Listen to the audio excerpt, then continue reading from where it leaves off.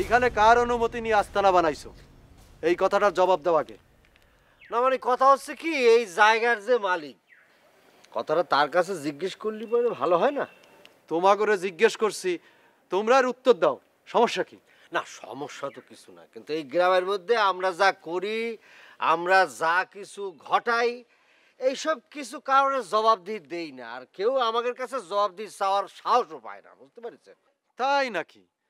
তোমরা এত বড় মাস্তান যে তোমাদের কাছে কেউ জবাব চাওয়ার সাহস পায় না? আপনার কি আমাদের দেখে মনে হচ্ছে মাস্তান? না, তা দেখে মনে হচ্ছে না, কিন্তু তোমাকে আচরণ কর্মকাণ্ড যা দেখতেছি, যে ইটনে কথা করছো, তাতে তো মাস্তানিই প্রকাশ পায়। কথাটা তো আপনার জন্য প্রযোজ্য। আসার পর থেকেই তো আপনি আকার ইঙ্গিতে বডি দিয়ে মাস্তানি শুরু করেছেন আমাদের সাথে। কোন রকমের মাস্তানি দেখানো হচ্ছে না, ভদ্রভাবে তোমাদেরকে বুঝায় কওয়া হচ্ছে এইখানে আর আস্তানা গাড়ি বসা যাবে না। বাবা এদিকে আসো।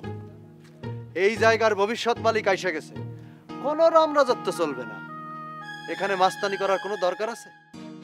এতদিন পর মিয়াজান চাচার সাওয়াল কনে থেকে আবিষ্কার হলো বুঝতেছি না তো। এই ভাষা ঠিক করে কথা কও। সাওয়াল আবিষ্কার হইলো মানে এটা কোন ধরনের কথা? কথাটা শুনতে যতই খারাপ লাগুক, প্রশ্নটা কিন্তু মিথ্যে না। আমরা এত বছর যাইনে আইছি, মিয়াজান চাচার কোনো সাওয়াল পাওয়াল নাই। তার সাওয়াল পাওয়াল হওয়ার আগেই তার বউ তালাক দিয়ে চলে গেছে। এত বছর যাই না আসলে কি সবকিছু মিথ্যা হয়ে যাবে? আমি কি মিথ্যা কথা করছি? আপনি যে সত্যি কথা করছেন তাই বা বুঝি কেমন করে? এতদিন কনে ছিলেন? এতদিন কোনে ছিলাম সেই কথার জবাব কি তোমাদের কাছে দেবো নাকি? হ্যাঁ, তোমরা কি মানুষের জমি দখল করবার চাও?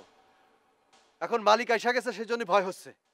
ভয় পাওয়ার এখানে তো কিছু নেই, ভয় পাবো কিছু নেই। আপনার মনে জানা নাই, এই জায়গার যে মালিক মিয়াজান চাচা, সে কিন্তু এখনো জীবিত। জীবিত মালিক মানে আসল মালিক থাকতে আপনি একজন নাবালক ছেলেকে আইনে মালিকানা দাবি করতেছেন। আপনার মতলবই তো আমাকে সুবিধা মনে হচ্ছে না। আর এই সওয়াল যে মিয়াজান চৌধুরী, তার প্রমাণ কি? মুখ সামলায় কথা কয়।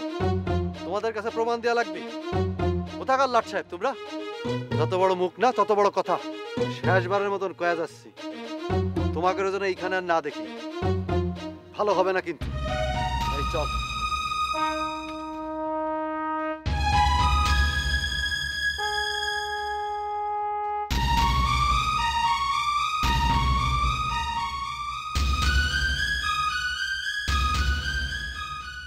তুই নাকি বিয়ে পরীক্ষা দিছো? কিসের কাছে শুনলাম? হ্যাঁ ঠিকই শুনেছ, আমার আব্বার ইচ্ছা ছিল আমি যেন বিয়ে পাস করি। বান্ডেল থাকলে প্রতি সেনমানিতে টাকা বাঁচবে। বিকাশ সেনমানি বান্ডেল কিনে জিতুন প্রতি লেনদেনে।